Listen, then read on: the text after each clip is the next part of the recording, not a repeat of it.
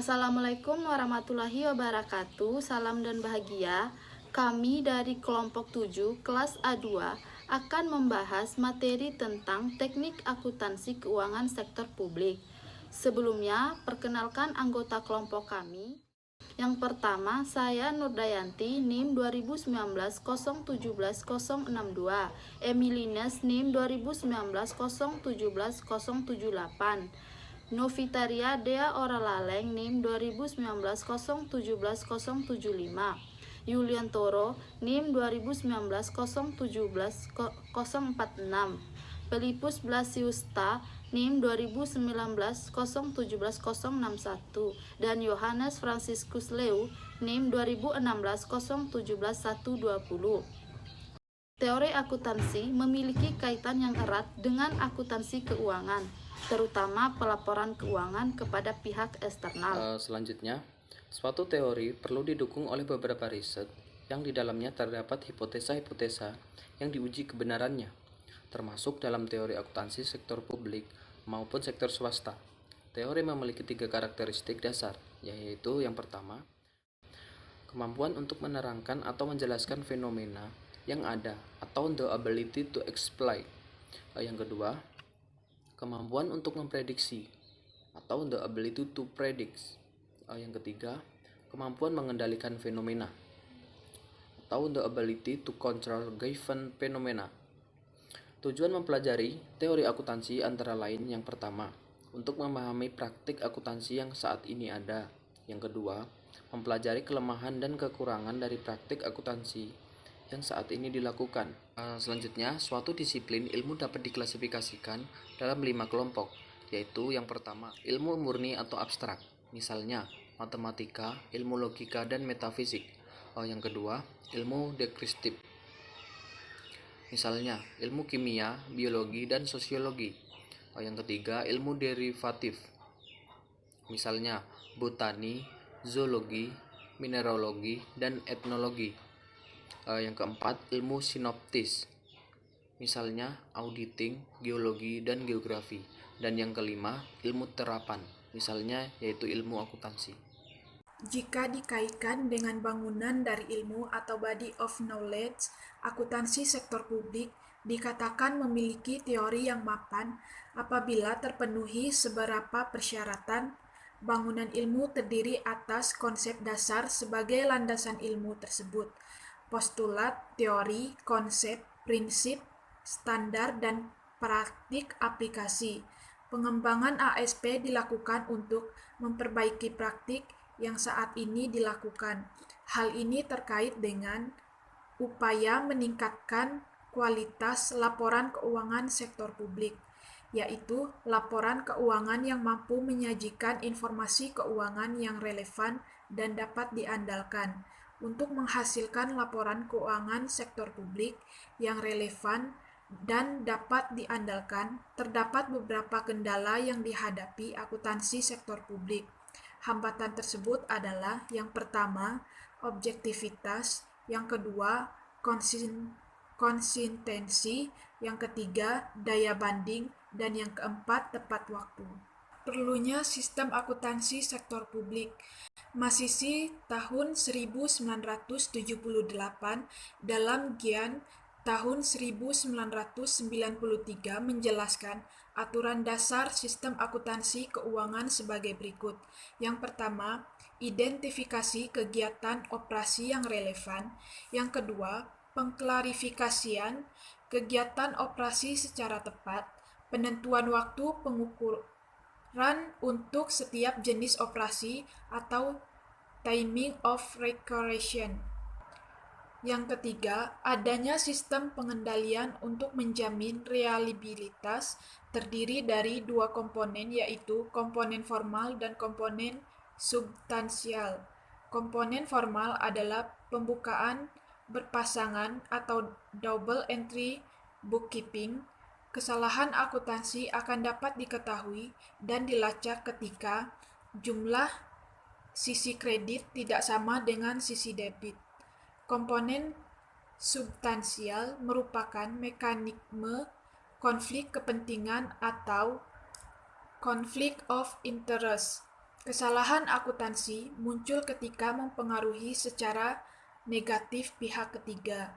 Dan yang keempat, menghitung pengaruh masing-masing operasi.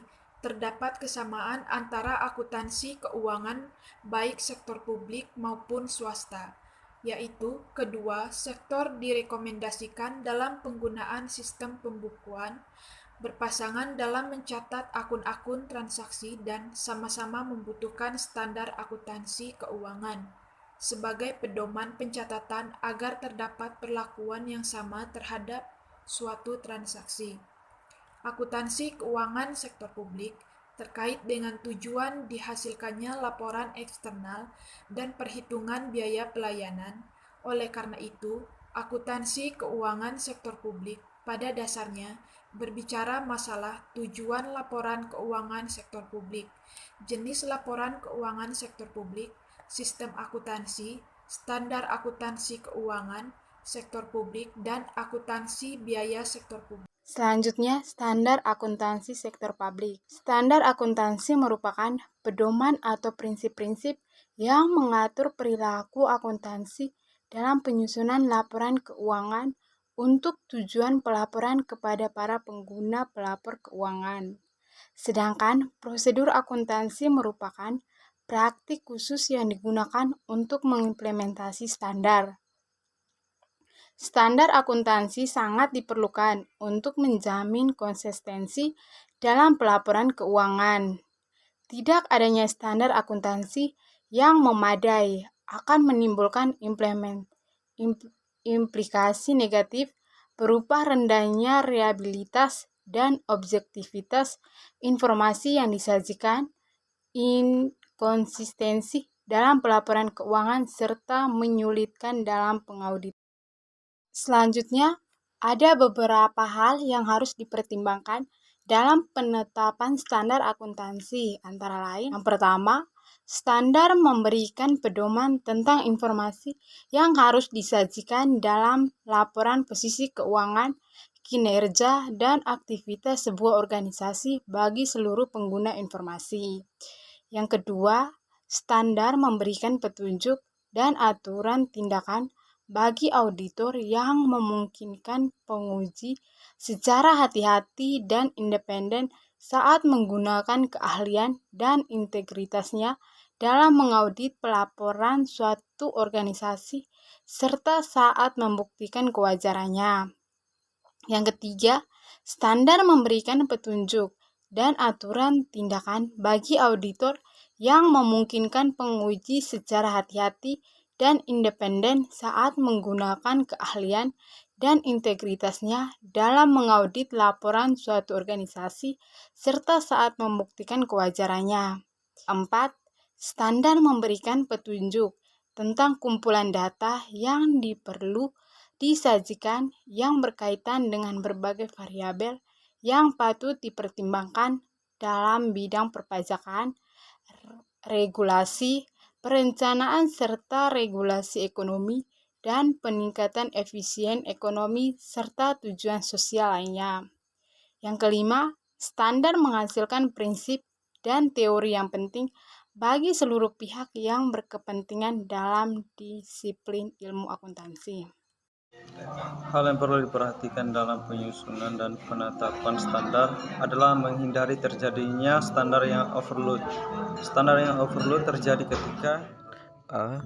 Standar terlalu banyak, B. Standar terlalu rumit, C. Tidak ada standar yang tegas atau rigid sehingga sulit untuk membuat pilihan dalam penerapannya, D. Standar memiliki tujuan yang sifatnya umum sehingga gagal dalam menyajikan perbedaan kebutuhan di antara para penyaji dan pengguna, E. Standar kurang spesifik sehingga gagal dalam mengidentifikasi perbedaan antara entitas publik dan entitas non-publik. Yang kedua, laporan keuangan tahunan dan interim. Yang ketiga, organisasi besar dan kecil. Yang keempat, laporan keuangan auditan dan non-auditan. F. Pengungkapan yang berlebihan, pengukuran yang terlalu kompleks, atau kedua-duanya. Teknik-teknik akuntansi keuangan sektor publik. Terdapat beberapa teknik akuntansi pada organisasi sektor publik, yaitu 1. Akuntansi anggaran. Teknik akuntansi anggaran merupakan teknik akuntansi yang menjadikan jumlah yang dianggarkan dengan jumlah aktual dan dicatat serta berpasangan. Akuntansi anggaran banyak digunakan oleh organisasi sektor publik, khususnya pemerintahan, yang mencatat dan menyajikan akun operasi dalam format yang sama dan sejajar dengan anggarannya. Tujuan praktik ini adalah untuk menekankan peranan anggaran dalam siklus perencanaan, pengendalian, pertanggungjawaban. Yang kedua, akuntansi komitmen. Akuntansi komitmen adalah sistem akuntansi yang mengakui transaksi dan mencatatnya pada saat order dikeluarkan. Sistem akuntansi aktual mengakui biaya pada saat faktur diterima dan mengakui pendapatan ketika faktur dikeluarkan. Akuntansi komitmen dapat digunakan bersama-sama dengan akuntansi kas dan akuntansi aktual. Tujuan utama akuntansi komitmen adalah untuk pengendalian anggaran. Yang ketiga, akuntansi dana. Pada organisasi sektor publik, masalah utama yang dihadapi adalah pencarian sumber dana dan alokasi dana. Terdapat dua jenis dana yang digunakan pada organisasi sektor publik, yaitu A. Ada yang dapat dibelanjakan, digunakan untuk mencatat nilai aktiva, utang, perubahan aktiva bersih, dan saldo dana yang dapat dibelanjakan untuk kegiatan yang tidak bertujuan mencari laba. Jenis akuntansi dana ini digunakan organisasi pemerintahan. B. Dana yang tidak dapat dibelanjakan untuk mencatat pendapatan, biaya aktiva, utang, dan modal untuk kegiatan yang sifatnya mencari laba. Jenis dana ini digunakan pada organisasi bisnis. Baik, saya akan melanjutkan basis dan sistem pencatatan akuntansi keuangan sektor publik. 1. Basis kas. Penerapan akuntansi berbasis kas. Pendapatan dicatat pada saat kas diterima dan pengeluaran dicatat ketika kas dikeluarkan. Manfaat kas basis adalah mencerminkan pengeluaran yang aktual, real, dan objektif. Namun demikian, pencatatan dengan basis kas kurang mencerminkan kinerja secara keseluruhan karena belum dapat menyajikan hak dan kewajiban organisasi secara utuh. Yang kedua, basis akrual. Pencatatan akuntansi berbasis akrual dapat menghasilkan laporan keuangan yang lebih dapat dipercaya, lebih akrual, komprehensif, dan relevan untuk pengambilan keputusan ekonomi, sosial, dan politik.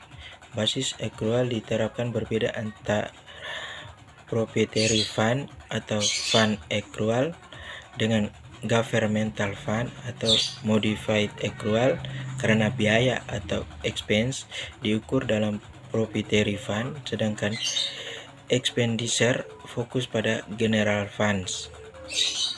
Expense adalah jumlah sumber daya yang dikonsumsi selama periode akuntansi. Expenditure adalah jumlah kas yang dikeluarkan atau akan dikeluarkan selama periode akuntansi. Yang ketiga, basis kas menuju akrual atau transisi kas ke akrual atau cash toward accrual or cash transitioning to accrual. Basis kas dan basis akrual dalam akuntansi memiliki karakteristik yang berbeda. Dengan perbedaan karakteristik tersebut tentunya peralihan basis akuntansi dari kas menjadi akrual membutuhkan beberapa penyesuaian, antara lain pada standar akuntansi, sistem akuntansi, teknologi informasi pendukung, serta mindset dan pengetahuan para pengelola keuangan dan penyusunan laporan keuangannya. Yang keempat, single entry dan double entry. Pencatatan transaksi keuangan dalam praktik akuntansi menggunakan dua sistem, yaitu single entry dan double entry. Sistem pencatatan transaksi keuangan single entry merupakan sistem catatan tunggal. Artinya, setiap transaksi keuangan hanya dicatat atau di jurnal sekali. Single entry pada awalnya digunakan sebagai dasar pembukuan dengan alasan utama demi kemudahan dan kepraktisan. Seiring dengan semakin tingginya tuntutan diciptakan good governance, yang berarti tuntutan adanya transparansi dan akuntabilitas dalam pengelolaan keuangan organisasi sektor publik. Perubahan dari sistem single entry menjadi double entry dipandang sebagai solusi yang mendesak untuk diterapkan. Sekian presentasi dari kami, salam dan bahagia.